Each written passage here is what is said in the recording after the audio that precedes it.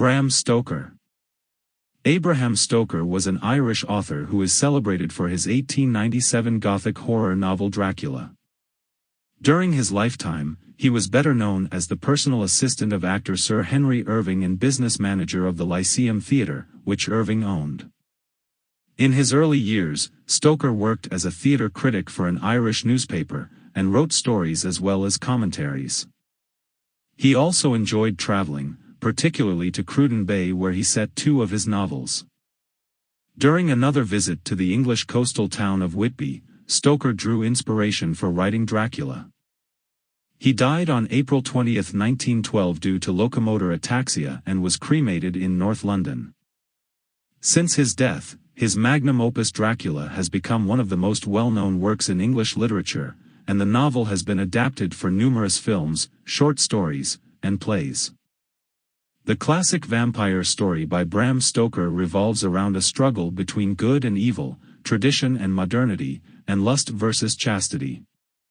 The author didn't invent vampires, but his novel has so captured the public's imagination that he is rightly considered their popularizer. Listen and you will meet not only the Count himself, but heroes Jonathan Harker and Abraham Van Helsing, plus an array of madmen, psychiatrists, and fair maidens who cross paths with the fanged menace. Dracula by Bram Stoker. Chapter 27. Mina Harker's Journal. 1 November. All day long we have travelled, and at a good speed. The horses seem to know that they are being kindly treated, for they go willingly their full stage at best speed. We have now had so many changes and find the same things so constantly that we are encouraged to think that the journey will be an easy one. Dr. Van Helsing is laconic. He tells the farmers that he is hurrying to Bistritz, and pays them well to make the exchange of horses. We get hot soup or coffee or tea, and off we go. It is a lovely country, full of beauties of all imaginable kinds, and the people are brave and strong and simple, and seem full of nice qualities. They are very, very superstitious. In the first house where we stopped, when the woman who served us saw the scar on my forehead, she crossed herself and put out 2 fingers toward me to keep off the evil eye. I believe they went to the trouble of putting an extra amount of garlic into our food, and I can't abide garlic. Ever since then I have taken care not to take off my hat or veil, and so have escaped their suspicions. We are travelling fast, and as we have no driver with us to carry tales, we go ahead of scandal. But I dare say that fear of the evil eye will follow hard behind us all the way. The professor seems tireless. All day he would not take any rest, though he made me sleep for a long spell. At sunset time he hypnotized me, and he says I answered as usual. Darkness, lapping water, and creaking wood. So our enemy is still on the river. I am afraid to think of Jonathan, but somehow I have now no fear for him, or for myself. I write this whilst we wait in a farmhouse for the horses to be ready. Dr. Van Helsing is sleeping. Poor dear. He looks very tired and old and grey, but his mouth is set as firmly as a conqueror's. Even in his sleep he is intense with resolution. When we have started, I must make him rest whilst I drive. I shall tell him that we have days before us, and he must not break down when most of all his strength will be needed. All is ready. We are off shortly. 2 November, morning. I was successful, and we took turns driving all night. Now the day is on us, bright though cold. There is a strange heaviness in the air. I say heaviness for want of a better word. I mean that it oppresses us both. It is very cold, and only our warm furs keep us comfortable. At dawn, Van Helsing hypnotized me. He says I answered, "Darkness, creaking wood, and roaring water." So the river is changing as they ascend. I do hope that my darling will not run any chance of danger, more than need be. But we are in God's hands. 2 November, night. All day long driving. The country gets wilder as we go, and the great spurs of the Carpathians, which at Varetzi seemed so far from us and so low on the horizon, now seem to gather round us and tower in front. We both seem in good spirits. I think we make an effort to cheer the other. In the doing so, we cheer ourselves. Dr. Van Helsing says that by morning we shall reach the Borgo Pass. The houses are very few here now, and the professor says that the last horse we got will have to go on with us, as we may not be able to change. He got 2 in addition to the 2 we changed, so that now we have a rude 4 in hand. The dear horses are patient and good, and give us no trouble. We are not worried with other travellers, and so even I can drive. We shall get to the pass in daylight. We do not want to arrive before. So we take it easy and have each a long rest in turn. Oh, what will tomorrow bring us? We go to seek the place where my poor darling suffered so much.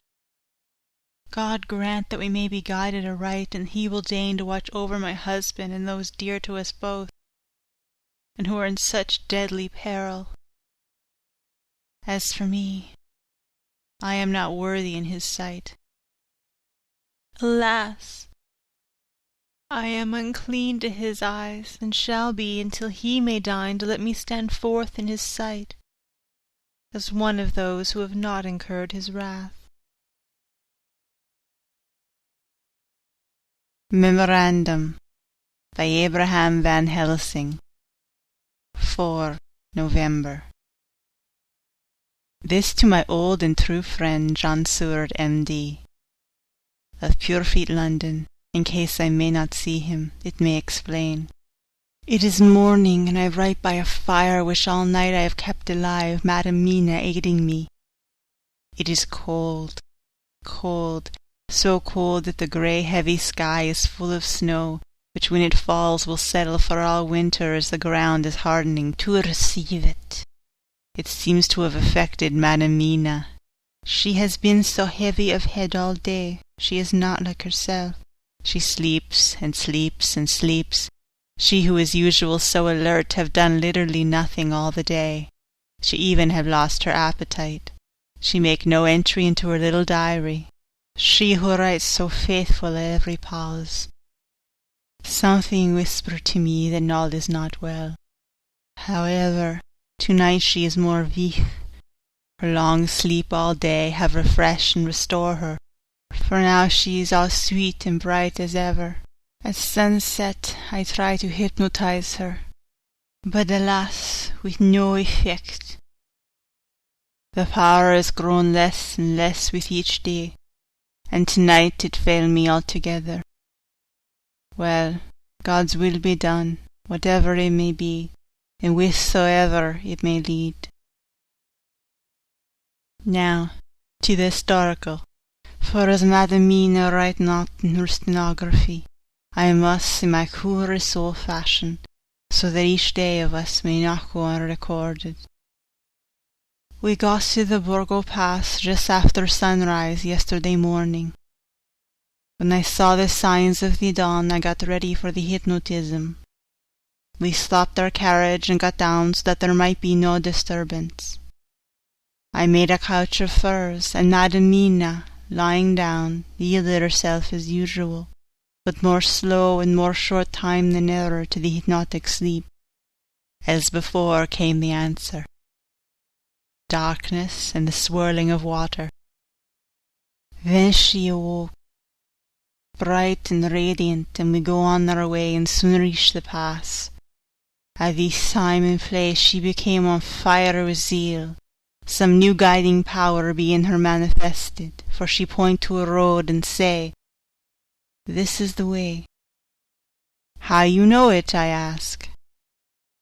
"Of course I know it," she answer, and with a pause add, "Have not my Jonathan travelled it, and wrote of his travel?" At first I think somewhat strange, but soon I see there be only one such by-road. It is used but little, and very different from the couch road from the book Vinna to Bistrich, which is more wide and hard and more of use. So we come down this road, where we meet other ways not always were we sure that there are roads at all, for they be neglect and lie snowy fallen. The horses know and they only. I give rein to them, and they go on so patient. By and by we find all the things which Jonathan have noted in that wonderful diary of him. Then we go on for long, long hours and hours. At the first I tell Madam Mina to sleep. She try, and she succeed. She sleep all the time, till at last I feel myself too suspicious grow, and attempt to wake her. But she sleep on, and I may not wake her, though I try. I do not wish to try too hard, lest I harm her, for I know that she suffer much, and sleep at times be all in all to her. I think I drowse myself, for all of a sudden I feel guilt, as though I have done something. I find myself bolt up, with the reins in my hand, and the good horses go along, jog, jog, just as ever. I look down, and find Madam Mina still asleep.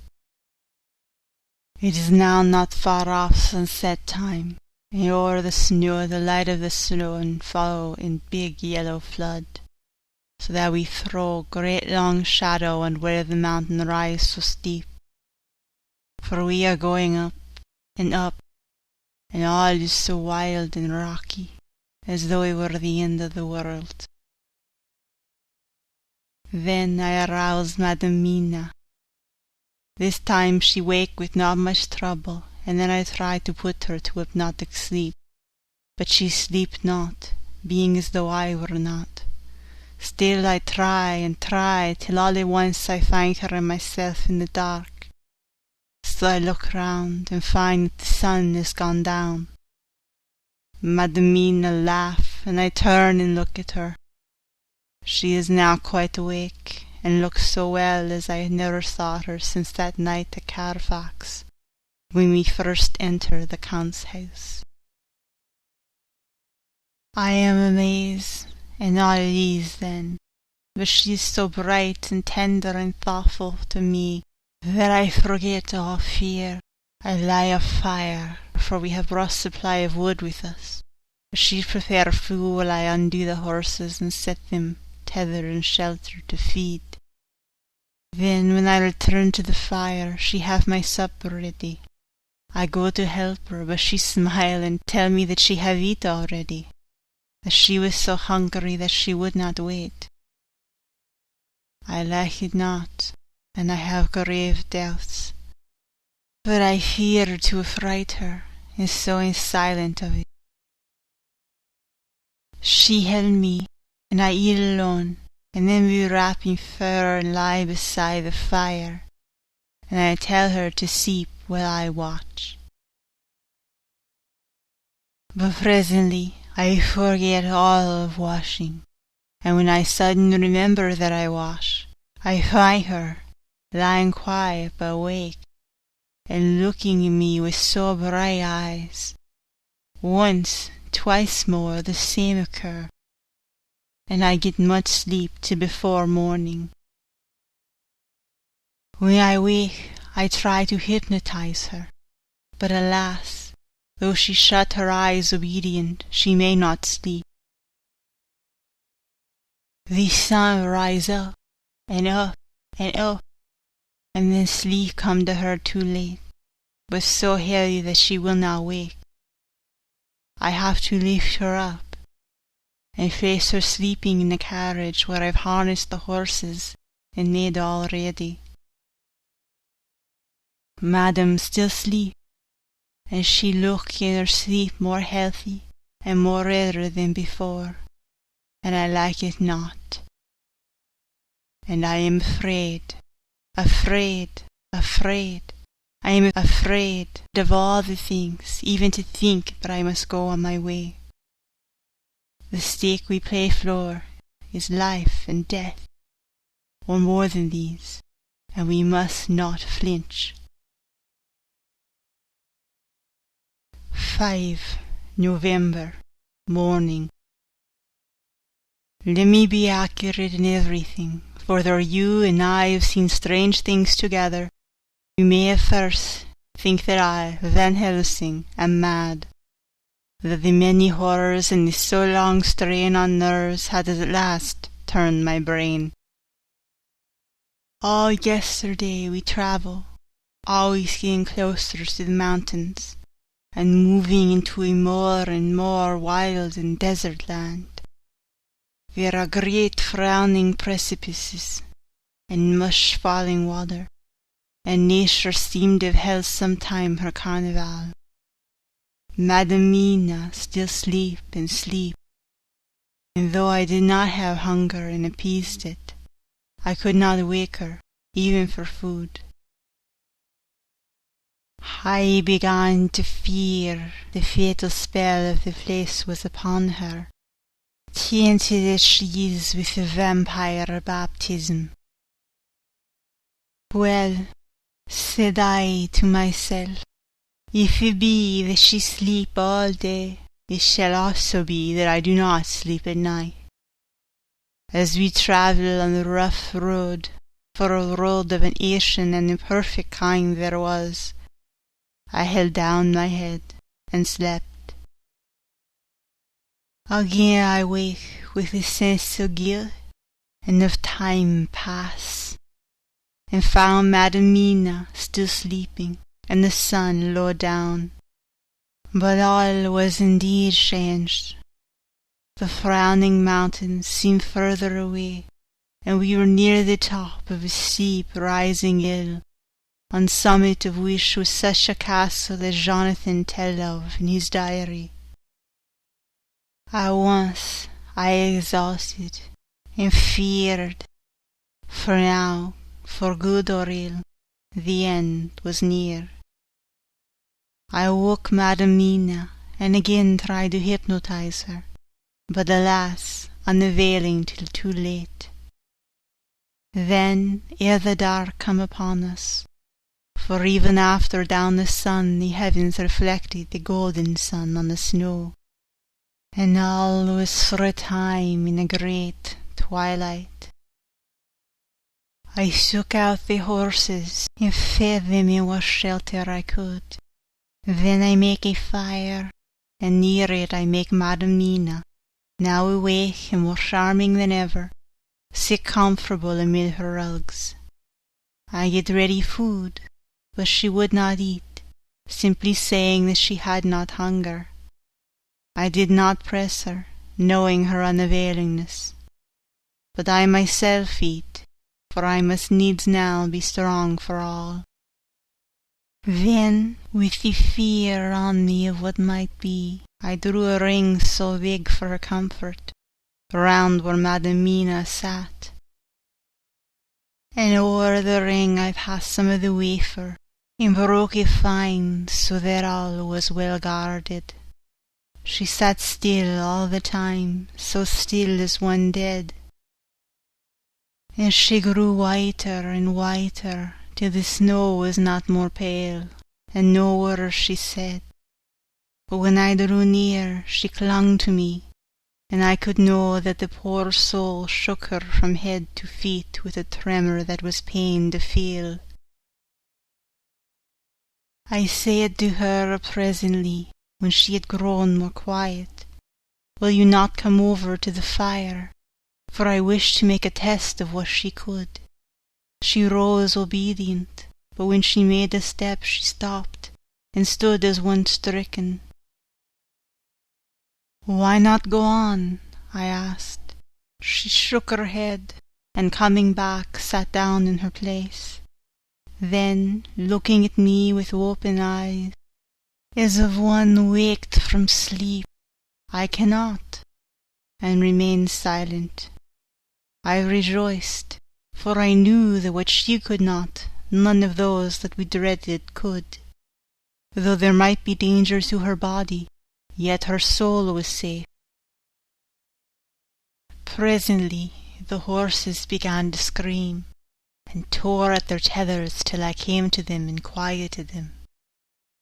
When they did feel my hands on them, they whinnied low as in joy, and licked at my hands and were quiet for a time. Many times through the night I come to them, till it arrive at the cold hour when all nature is at its lowest, and every time my coming was of quiet to them. In the cold hour the fire began to die, and I was about stepping forth to replenish it, for now the snow came in flying sweeps, and with it a chill mist. Even in the dark there was light of some kind, as there ever is over snow, and it seemed as though the snow flurries and the wreaths of mist took shape as of women with trailing garments. All was in dead grim silence, only that the horses whinnied and cowered as if in terror of the worst.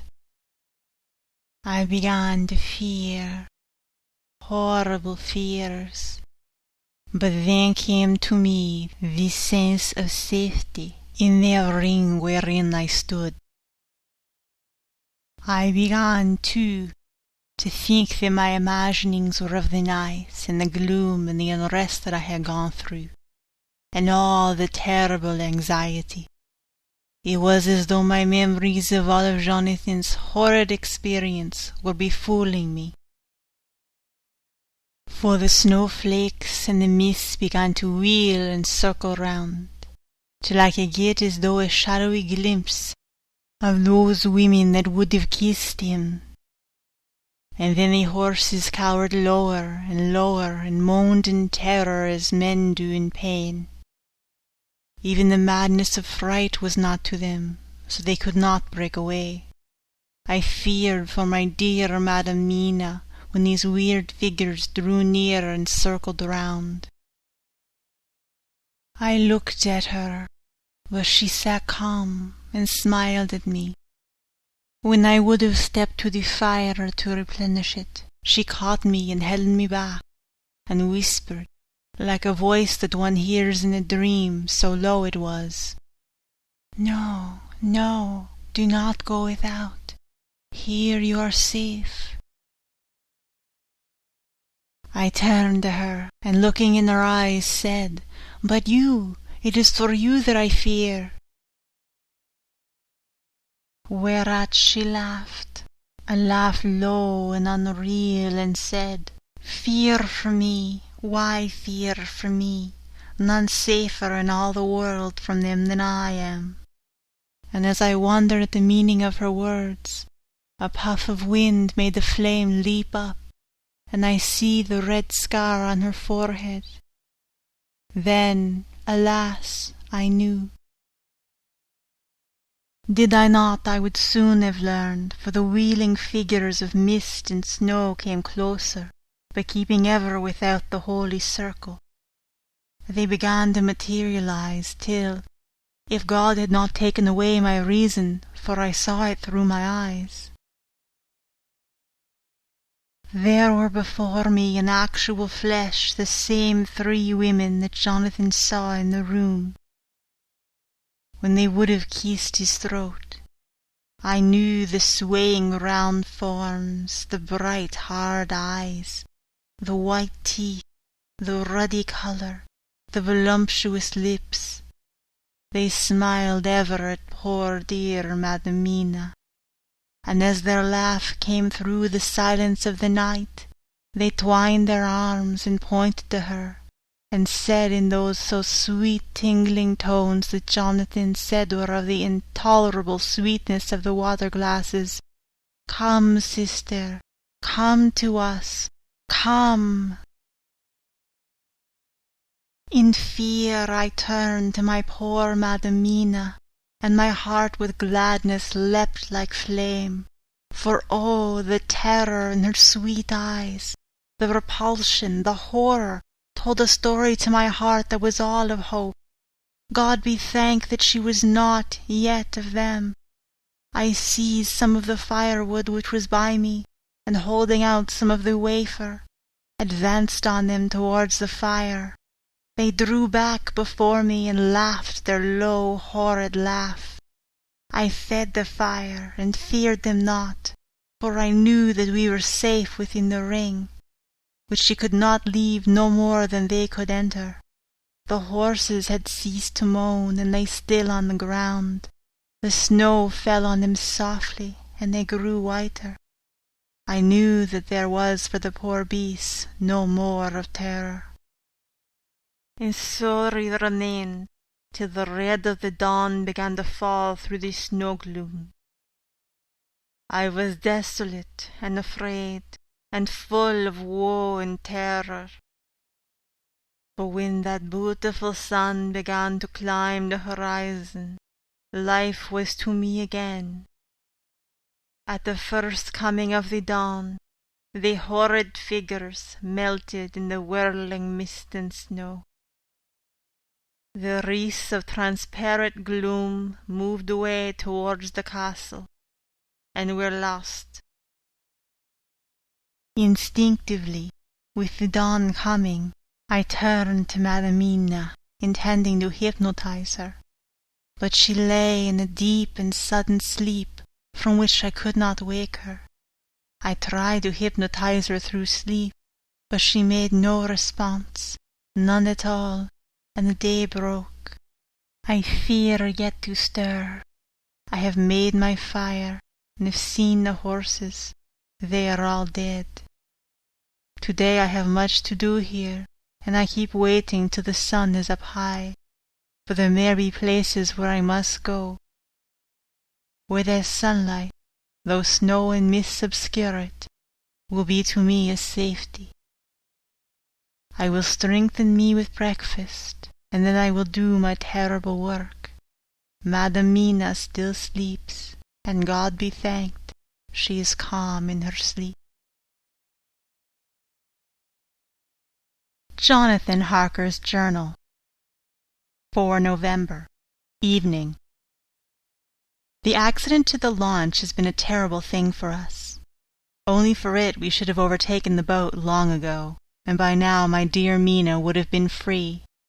I fear to think of her, off on the wolds, near that horrid place. We have got horses, and we follow on the track. I note this while Godalming is getting ready. We have our arms. The Sisgani must look out if they mean to fight. Oh, if only Morris and Seward were with us! We must only hope. If I write no more, goodbye, Mina. God bless and keep you. Dr. Seward's Diary. 5 November. With the dawn we saw the body of Sisgani before us dashing away from the river with their leader wagon. They surrounded it in a cluster and hurried along as though beset. The snow is falling lightly and there is strange excitement in the air. It may be our own feelings, but the depression is strange. Far off I hear the howling of wolves. The snow brings them down from the mountains, and there are dangers to all of us, and from all sides. The horses are nearly ready, and we are soon off. We ride to death of someone.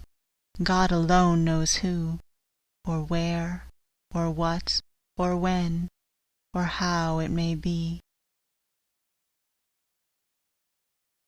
Dr. Van Helsing's Memorandum. 5 November, afternoon. I am at least sane. Thank God for that mercy at all events, though the proving it has been dreadful. When I left Madam Mina sleeping within the holy circle, I took my way to the castle. The blacksmith hammer which I took in the carriage from Verezzi was useful.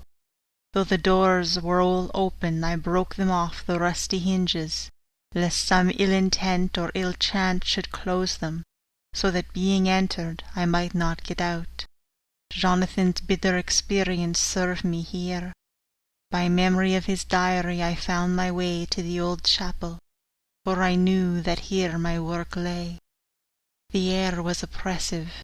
It seemed as if there were some sulphurous fume, which at times made me dizzy. Either there was a roaring in my ears, or I heard afar off the howl of wolves. Then I bethought me of my dear Madam Mina, and I was in terrible plight. The dilemma had me between his horns. Her I had dared not take into this place, but left safe from the vampire in that holy circle. And yet even there would be the wolf. I resolved me that my work lay here, and that as to the wolves we must submit if it were God's will. At any rate it was only death and freedom beyond, so I did choose for her. Had it but been for myself, the choice had been easy. The maw of the wolf were better to rest in than the grave of the vampire, so I made my choice to go on with my work. I knew that there were at least 3 graves to find, graves that are in habit. So I searched, and I find one of them. She lay in her vampire sleep, so full of life and voluptuous beauty that I shudder as though I have come to do murder. Ah, I doubt not that in the old time, when such things were, many a man who set forth to do such a task as mine found at the last his heart fail him, and then his nerve, so he delay and delay and delay, till the mere beauty and the fascination of the wanton undead have hypnotized him, and he remain on and on till sunset come, and the vampire sleep be over.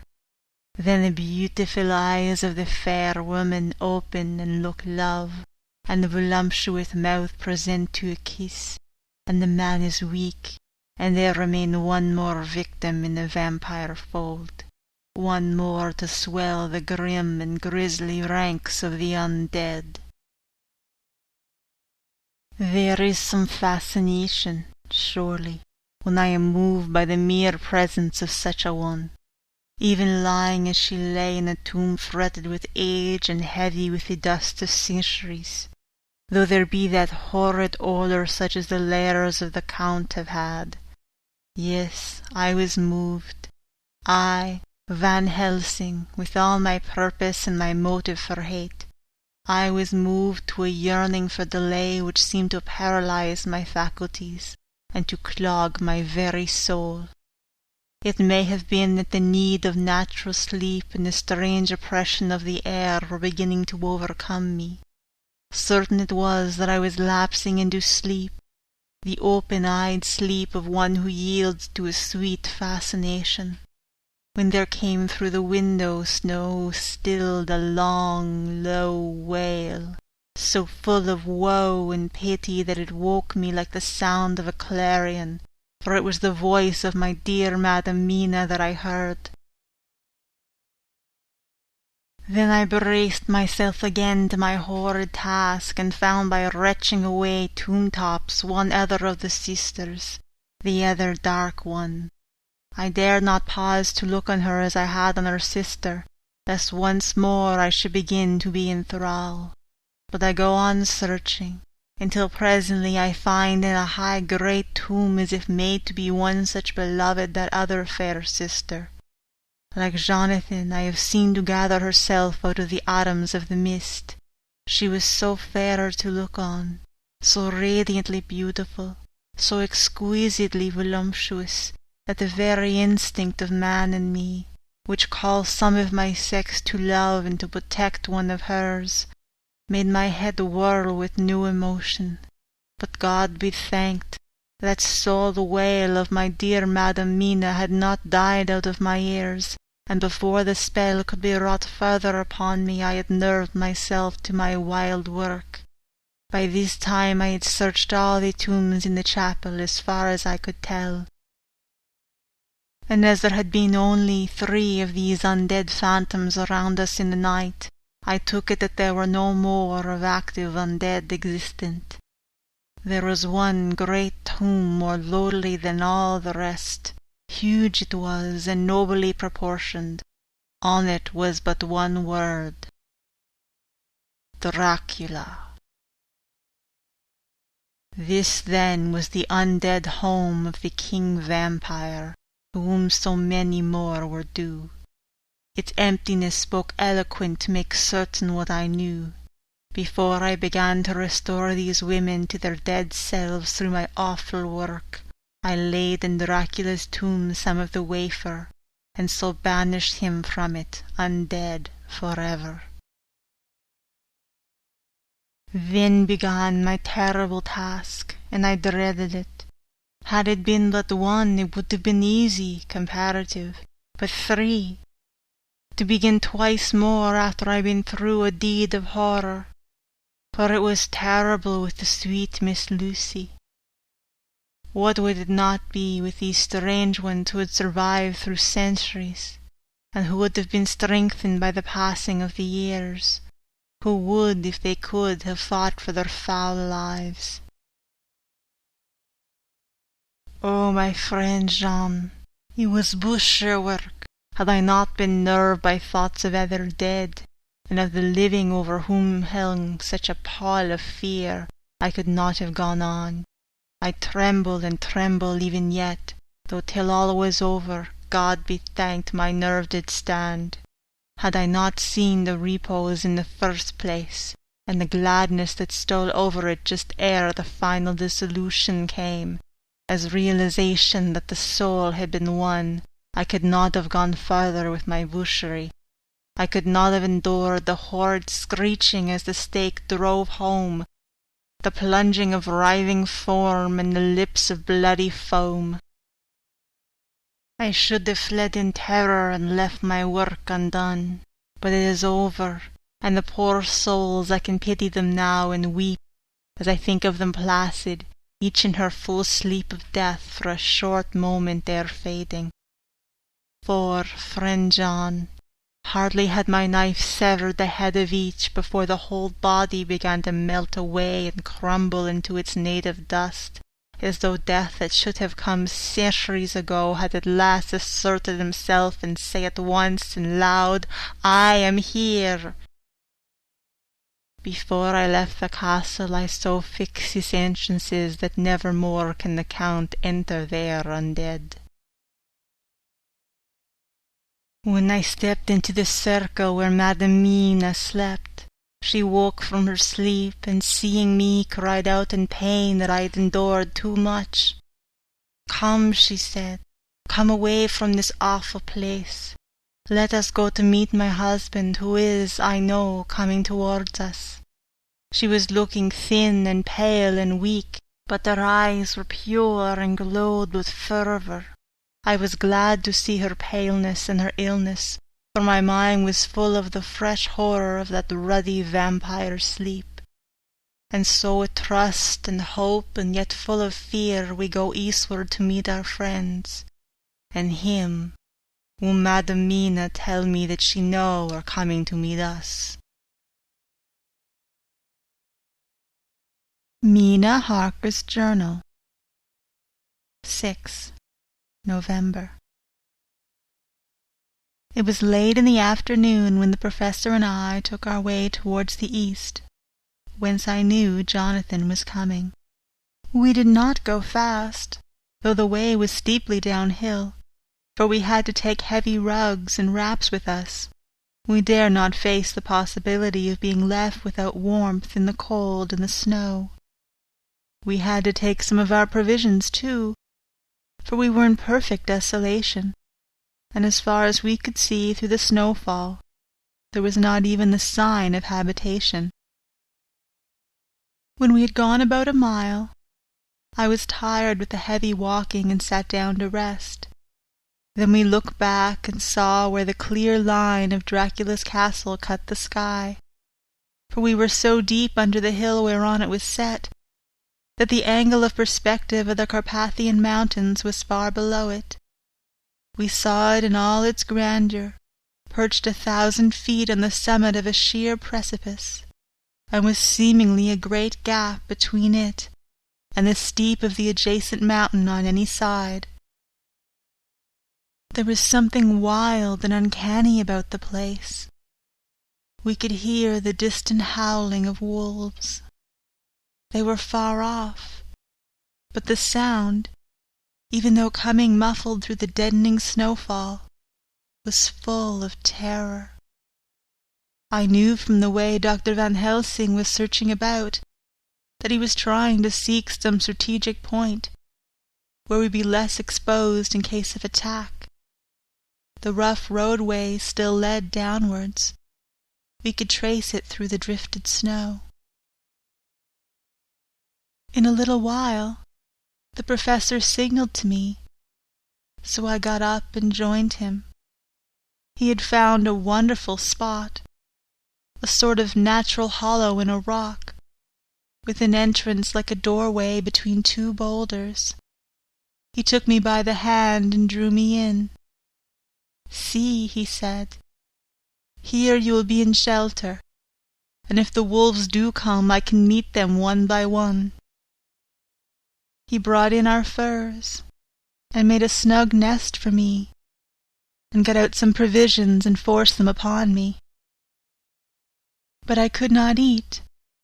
To even try to do so was repulsive to me, and much as I would have liked to please him, I could not bring myself to the attempt. He looked very sad, but did not reproach me. Taking his field glasses from the case, he stood on top of the rock and began to search the horizon. Suddenly, he called out, "Look! Madam Nina, look, look!" I sprang up and stood beside him on the rock. He handed me his glasses and pointed. The snow was now falling more heavily, and swirled about fiercely, for a high wind was beginning to blow. However, there were times when there were pauses between the snow flurries, and I could see a long way round.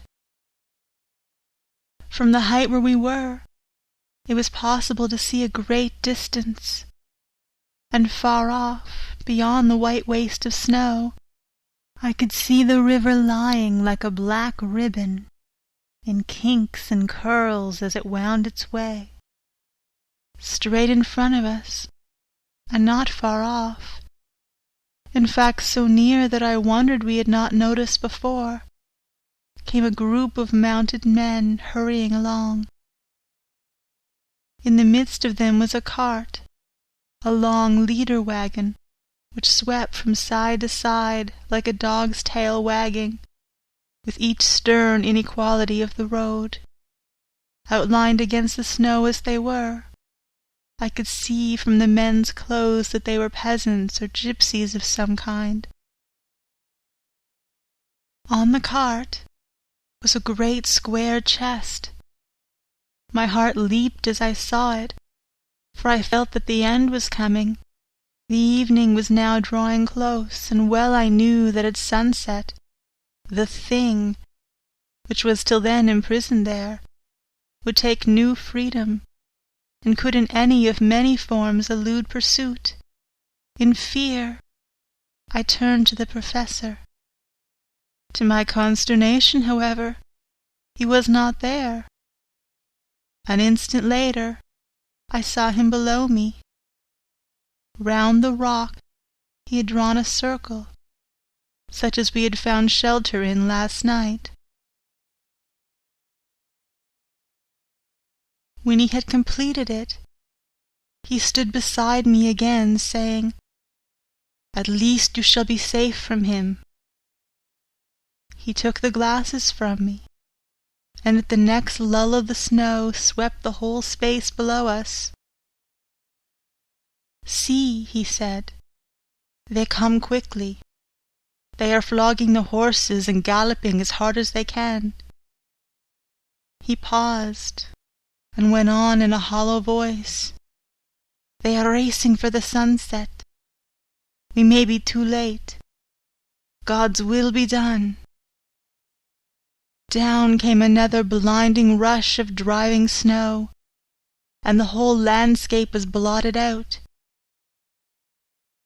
It soon passed, however, and once more his glasses were fixed on the plain. Then came a sudden cry, "Look! Look! Look! See! 2 horsemen follow fast, coming up from the south. It must be Quincy and John. Take the glass. Look before the snow blots it all out." I took it and looked. The 2 men might be Dr. Seward and Mr. Morris. I knew at all events that neither of them was Jonathan. At the same time, I knew that Jonathan was not far off. Looking around, I saw on the north side of the coming party 2 other men, riding at breakneck speed. One of them, I knew, was Jonathan, and the other I took, of course, to be Lord Godalming. They too were pursuing the party with the cart. When I told the professor, he shouted in glee like a schoolboy, and after looking intently till a snowfall made sight impossible, he laid his Winchester rifle ready for use against the boulder at the opening of our shelter.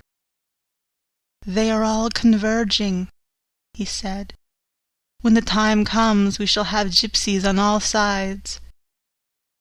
I got out my revolver ready to hand, for whilst we were speaking the howling of wolves came louder and closer. When the snowstorm abated a moment, we looked again. It was strange to see the snow falling in such heavy flakes close to us, and beyond, the sun shining more and more brightly as it sank down towards the far mountain tops. Sweeping the glass all around us, I could see here and there dots moving singly and in 2s and 3s and larger numbers. The wolves were gathering for their prey. Every instant seemed an age whilst we waited. The wind came now in fierce bursts, and the snow was driven with fury as it swept upon us in circling eddies. At times we could not see an arm's length before us, but at others, as the hollow-sounding wind swept by us, it seemed to clear the airspace around us so that we could see afar off. We had of late become so accustomed to watch for sunrise and sunset that we knew with fair accuracy when it would be, and we knew that before long the sun would set. It was hard to believe that by our watches it was less than an hour that we waited in that rocky shelter before the various bodies began to converge close upon us.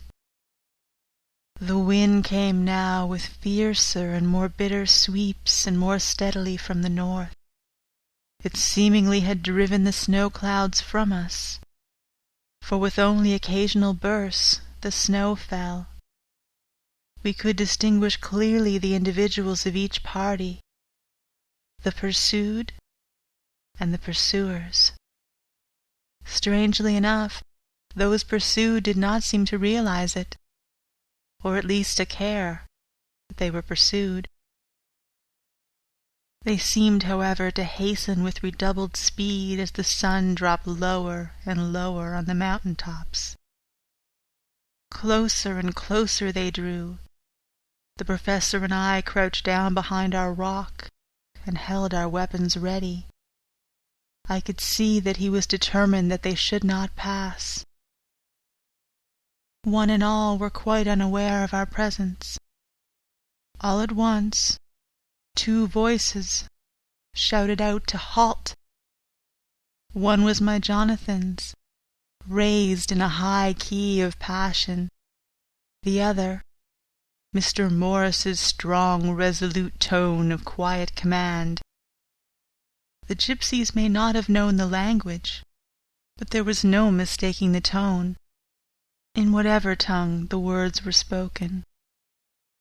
Instinctively they reined in, and at the instant Lord Godalming and Jonathan dashed up at one side, and Dr. Seward and Mr. Morris on the other.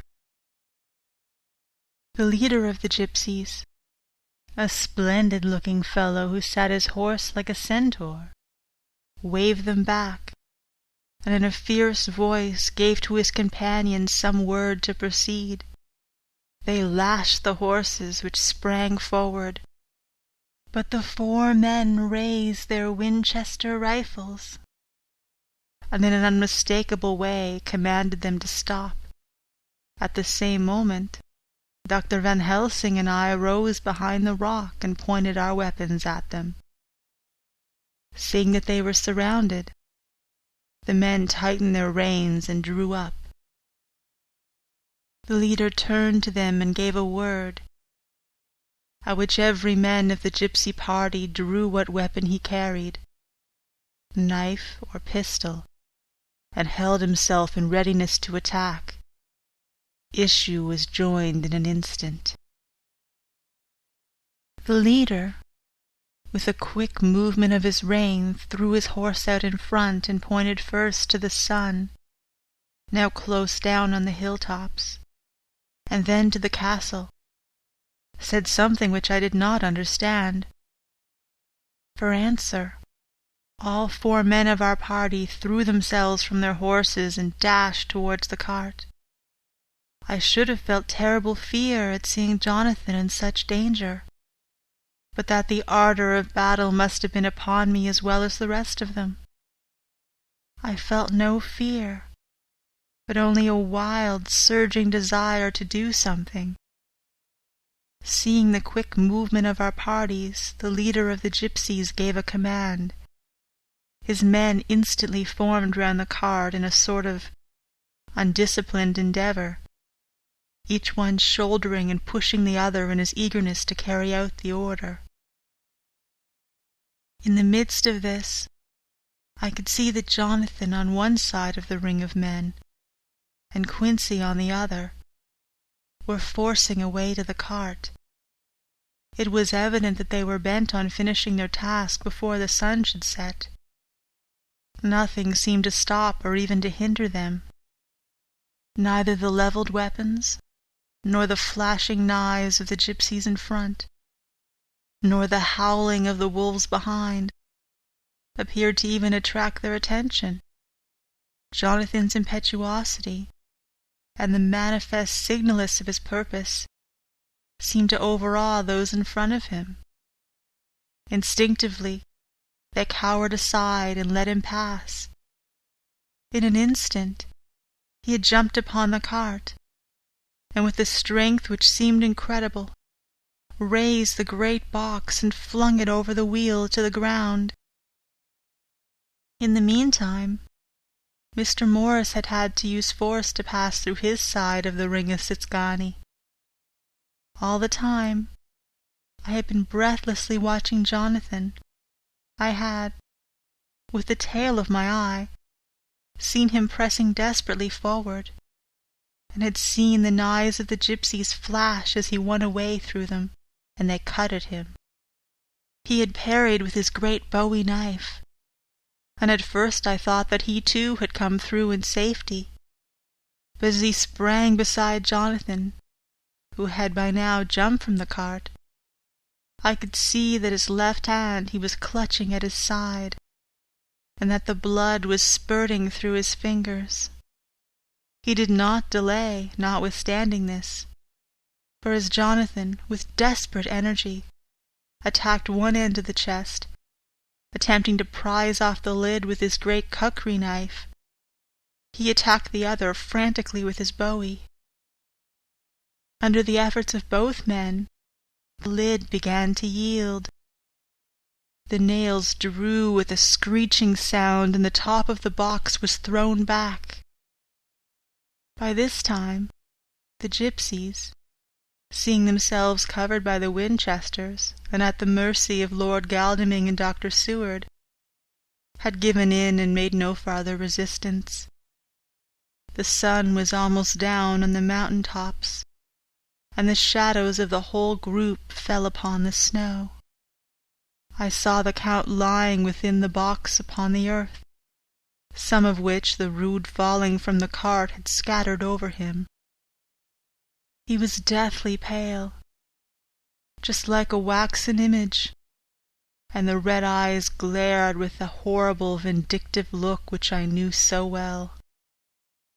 As I looked, the eyes saw the sinking sun, and the look of hate in them turned to triumph. But, on the instant, came the sweep and flash of Jonathan's great knife. I shrieked as I saw it shear through the throat, whilst at the same moment Mr. Morris's bowie knife plunged into the heart.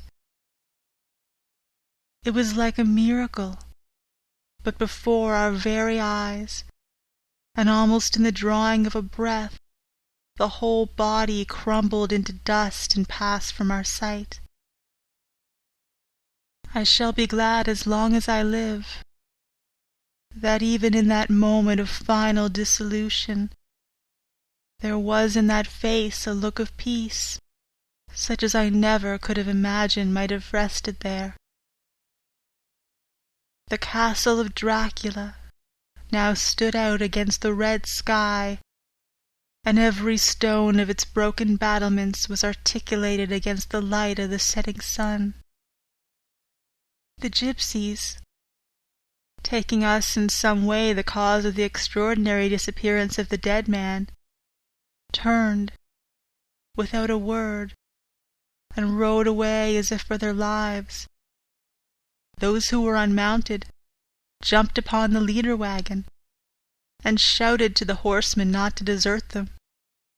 The wolves, which had withdrawn to a safe distance, followed in their wake, leaving us alone. Mr. Morris, who had sunk to the ground, leaned on his elbow, holding his hand pressed to his side. The blood still gushed through his fingers. I flew to him, for the holy circle did not now keep me back. So did the two doctors. Jonathan knelt behind him, and the wounded man laid back his head on his shoulder. With a sigh he took, with a feeble effort, my hand in that of his own which was unstained. He must have seen the anguish of my heart in my face, for he smiled at me and said, "I am only too happy to have been of service." "Oh, God!" he cried suddenly, struggling to a sitting posture and pointing to me. "It was worth for this to die. Look! Look!" The sun was now right down upon the mountain top, and the red gleams fell upon my face, so that it was bathed in rosy light. With one impulse the men sank on their knees, and a deep and earnest amen broke from all as their eyes followed the pointing of his finger. The dying man spoke. "Now God be thanked that all has not been in vain. See, the snow is not more stainless than her forehead. The curse has passed away." And to our bitter grief, with a smile and in silence, he died, a gallant gentleman. Note: 7 years ago we all went through the flames, and the happiness of some of us since then is, we think, well worth the pain we endured. It is an added joy to Mina and to me that our boy's birthday is the same day as that on which Quincy Morris died. His mother holds, I know, the secret belief that some of our brave friend's spirit has passed into him. His bundle of names links our little band of men together, but we call him Quincy. In the summer of this year we made a journey to Transylvania, and went over the old ground which was and is to us so full of vivid and terrible memories. It is almost impossible to believe that the things which we had seen with our own eyes and heard with our own ears were living truths. Every trace of all that had been was blotted out. The castle stood as before, reared high above a waste of desolation. When we got home, we were talking of the old time, which we could all look back on without despair, for Galdeming and Seward are both happily married.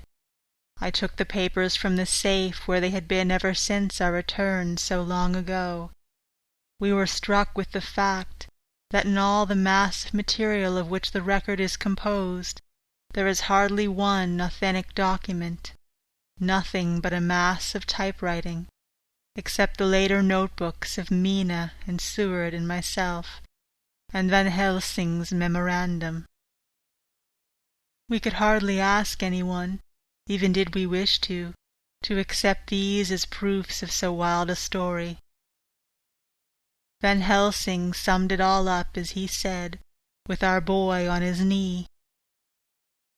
We want no proofs. We ask none to believe us. This boy will some day know what a brave and gallant woman his mother is. Already he know her sweetness and loving care. Later on he will understand how some men so loved her that they did dare much for her sake. Jonathan Harker. End of chapter 27. End of Dracula.